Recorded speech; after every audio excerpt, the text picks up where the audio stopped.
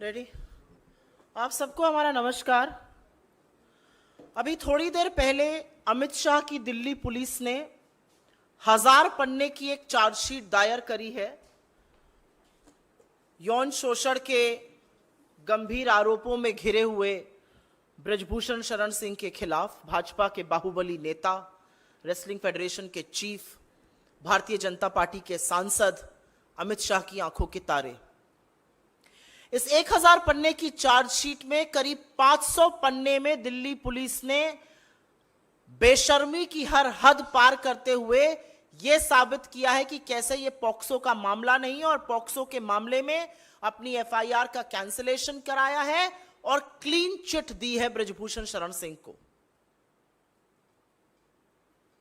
मैं आपके सामने एक बात रखती हूं और यह फैसला देश की जनता करेगी। एक अवयस्क लड़की इतने बड़े आदमी के खिलाफ पॉक्सो की शिकायत दर्ज करती है, यौन शोषण का आरोप लगाती है और फिर सारा तंत्र, सारी पुलिस, इस देश की सत्ता, इस देश की सरकार, सरकार के मंत्री, सरकार के सांसद मिलकर एक तरफ उस लड़की के खिलाफ खड़े हो जाते हैं और संरक्षण ब्रजभूषण शरण सिंह को दिया जाता है और उस लड़की को गलत साबित करने पर लोग तुल जाते हैं। सारा तंत्र एक तरफ है और उसके बाद उसके पिता के हवाले से वो बयान वापस ले लिया जाता है। यह देश की जनता तय करे कि क्या प्रभाव के तहत यह किया गया, क्या सत्ता का दुरुपयोग किया गया, क्या सारा तंत्र एक आदमी को बचा रहा था। क्योंकि अब एक बात साफ है, भारतीय जनता पार्टी का जो नारा है बेटी बचाओ बेटी पढ़ाओ, वो है बेटी डराओ और ब्रजभूषण बचाओ। पूरी तरह से यह बात साफ तौर से अंकित हो चुकी है।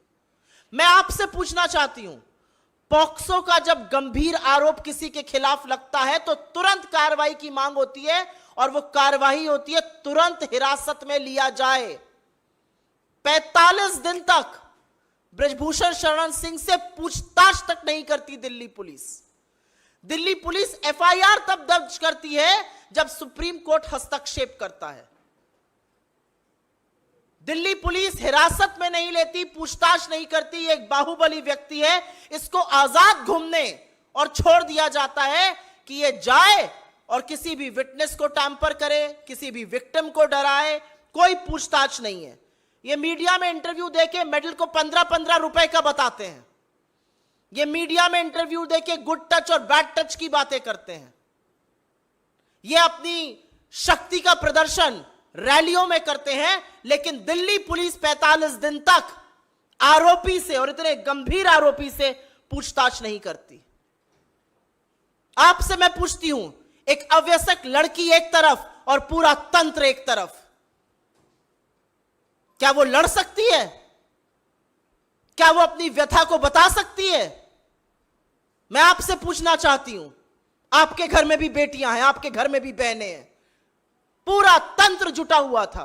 आज चार्जशीट फाइल होती है, लेकिन खेलकूद के मंत्री ने तो पहले ही भविष्यवाणी कर दी थी कि 15 तारीख तक चार्जशीट फाइल हो जाएगी। क्यों?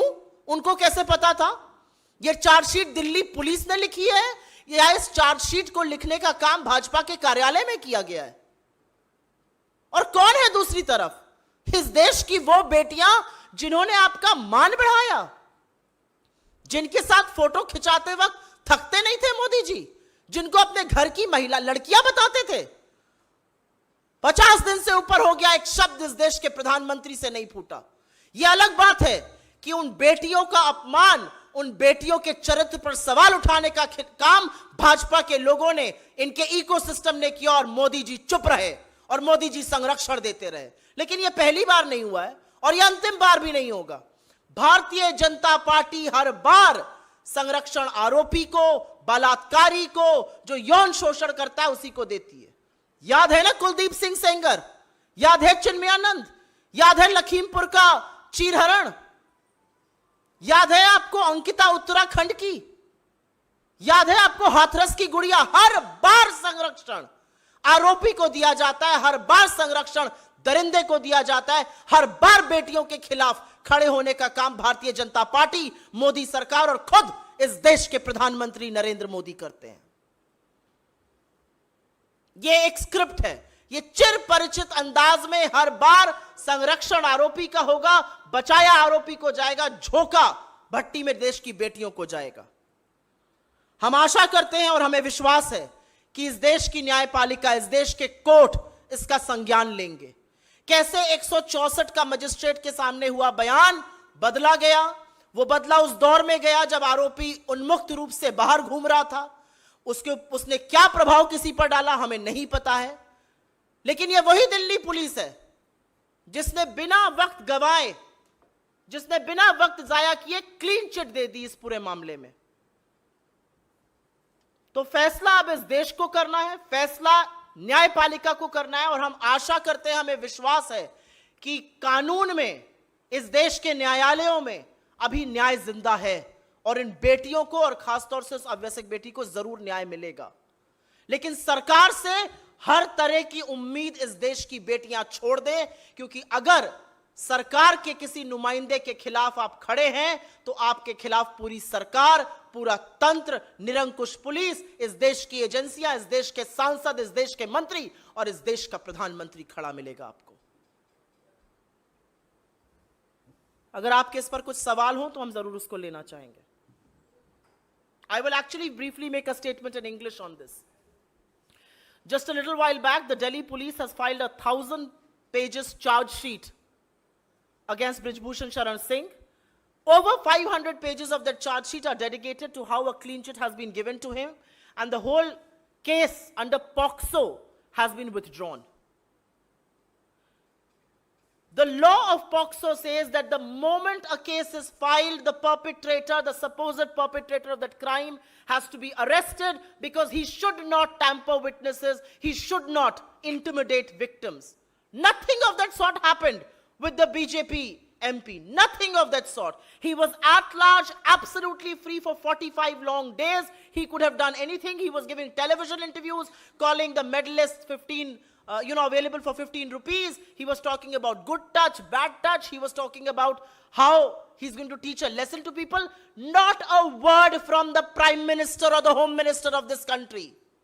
The same Delhi police that took a month to file an FIR in the first place and had to do so after the Supreme Court's intervention was very quick to give a clean chit. But the reality is that when you have a man as strong and as powerful as Brijbhushan Sharan Singh and the entire government, the entire system, the agencies, the police, the MPs, the ministers all standing with him, what chance does a minor girl have to seek justice? That's the question people of this country and all of you should answer today. I also think it's a pattern, it's a script. Whenever there is a crime against women, whenever, the BJP will always be found standing with the perpetrator of the crime and never with the girl. You begin with Kuldeep Singh Sengar, you Hathras, you go wherever. A woman means she's alone because the government, Modi, is solidly the perpetrator of crime, and this is no exception either. But we do hope that the courts in this country are going to take cognizance of this matter. The courts of this country will take cognizance of the matter that for 45 long days, the MP was not questioned once. The courts will take cognizance of the fact that the magistrate statement changed twice. Under what circumstances, the courts will look into this. The courts will take cognizance of the fact that India's most decorated athletes were brutally beaten up by the same Delhi police, intimidated, dragged on the streets of Delhi, and the government kept absolutely quiet. That's the reality of this case.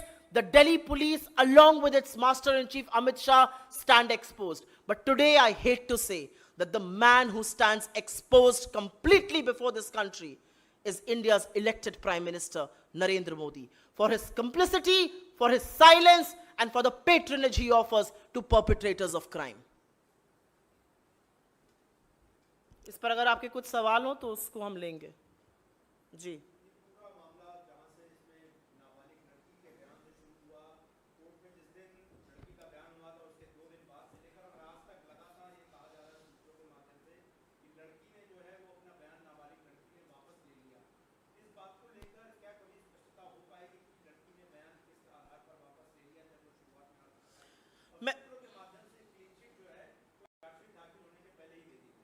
ये सूत्र कौन है और ये सूत्र किसके लिए काम करते हैं? ये सूत्र भारतीय जनता पार्टी के कार्यालय में बैठे हुए लोग हैं, पीएमओ में कार्यरत लोग हैं। ये सूत्र कौन है मैं जानना चाहती हूं। ये सूत्रों ने तो 15 दिन पहले ही कह दिया था कि कोई मामला ही नहीं है ब्रजभूषण शरण सिंह के खिलाफ। यह अलग बात है कि जब मीडिया ने उठाया तो दिल्ली पुलिस को उसका खंडन करना पड़ा। आज दिल्ली पुलिस ने फिर वही कर दिखाया। ये सूत्र कौन है? ये किसके लिए काम करते हैं? क्या ये वही सूत्र हैं जो भविष्यवाणी कर देते हैं कि 15 तारीख को चार्जशीट दायर होगी? दिल्ली पुलिस इस देश के खेलकूद मंत्री को रिपोर्ट करती है क्या? कैसे पता था उन्हें? कहां से उनके पास डेट आई थी? दिल्ली पुलिस एक स्वतंत्र कानून व्यवस्था बनाने वाली पुलिस है या अनुराग ठाकुर के ऑफिस में बैठकर एफआईआर लिखने वाली या चार्जशीट लिखने वाली पुलिस है? कौन है ये सूत्र?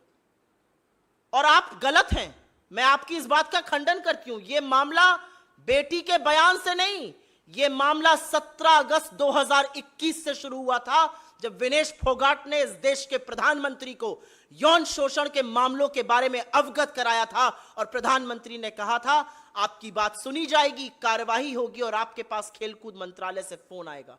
वो आज भी उस फोन का इंतजार कर रही है। 17 अगस्त 2021 को इस देश के प्रधानमंत्री को पॉक्सो की शिकायत, यौन शोषण के मामले के बारे में पता था। प्रधानमंत्री क्यों चुप रहे? क्यों दिल्ली पुलिस प्रधानमंत्री से पूछताछ करने नहीं गई जब पॉक्सो का मामला दायर हुआ? क्योंकि पॉक्सो का कानून यह कहता है और साफ तौर से यह कहता है कि अगर आपको पॉक्सो के मामले में कुछ पता चला है तो आपके साथ भी उतनी ही छानबीन होगी जितनी परपेट्रेटर ऑफ क्राइम, जितनी आरोपी के खिलाफ। तो ये मत बोलिए ये मामला इन लड़कियों ने शुरू किया। ये मामला 2021 अगस्त में प्रधानमंत्री को के संज्ञान में जब ये लाया गया तभी से शुरू हो गया था। और आज लगभग 2 साल बाद प्रधानमंत्री ने चुप्पी अपनी तोड़ी नहीं है और कार्यवाही हुई नहीं है।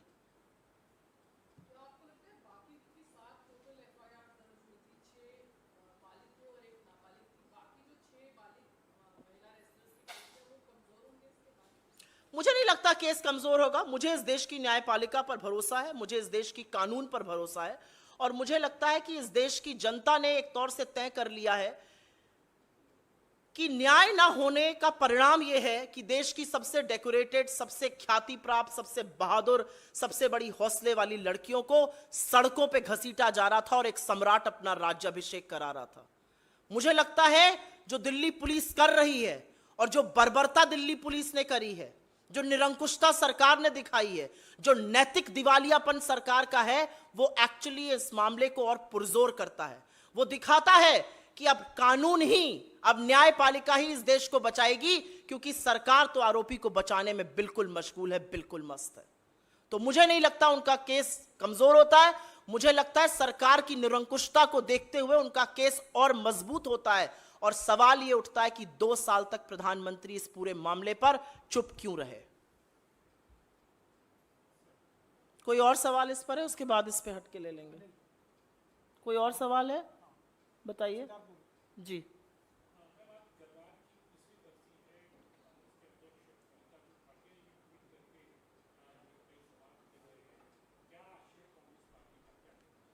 मैं सबसे पहले तो यह कहना चाहती हूं कि ठीक 3 साल पहले हमारे देश की सरहद, हमारी भूभागीय अखंडता की रक्षा करते हुए 20 जांबाजों ने वो सर्वोच्च बलिदान दिया जिसके लिए पूरा देश कृतज्ञ है, जिसके लिए उनका नमन है।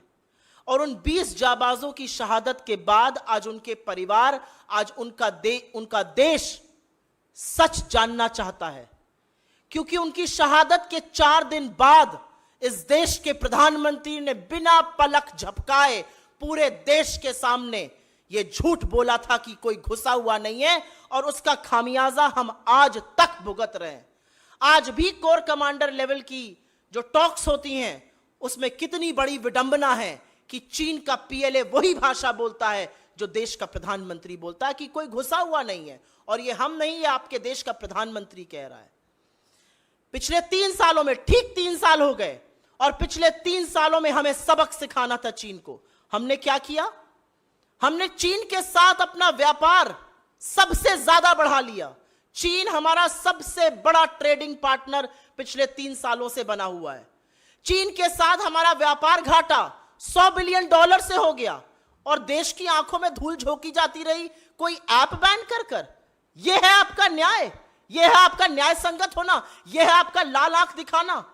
गलवान की शहादत के बाद जब पहली बार नरेंद्र मोदी और शी जिनपिंग एक सामने आए, वो बाली में था।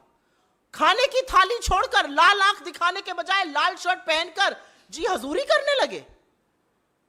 चीन हमारे साथ, हमारे जवानों के साथ, जाबाजों के साथ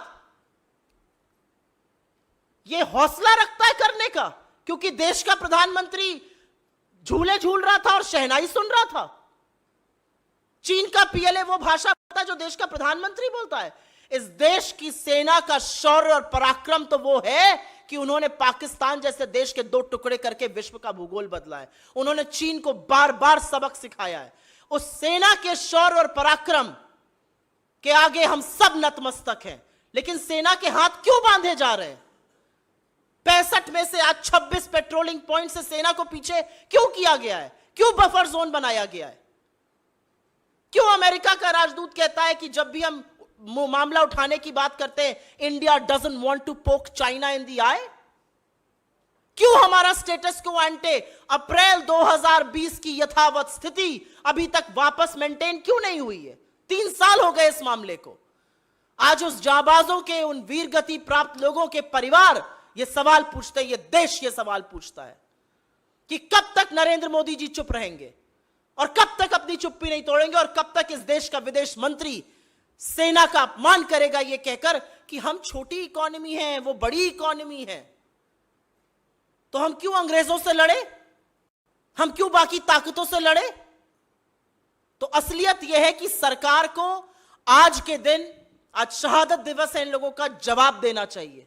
सरकार की ओर से चुप्पी है, सरकार की ओर से चीन का नाम नहीं लिया जाता है, सरकार की ओर से प्रधानमंत्री के झूठ को छुपाने के लिए सिर्फ और सिर्फ लीपापोती की जाती है और अन्य मंत्रालयों को झूठ बोलना पड़ता है। लेकिन असलियत यह है कि चीन का नाम तो आपको लेना पड़ेगा और जाबाजों की जो शहादत हुई है उसकी कीमत चीन को चुकानी पड़ेगी।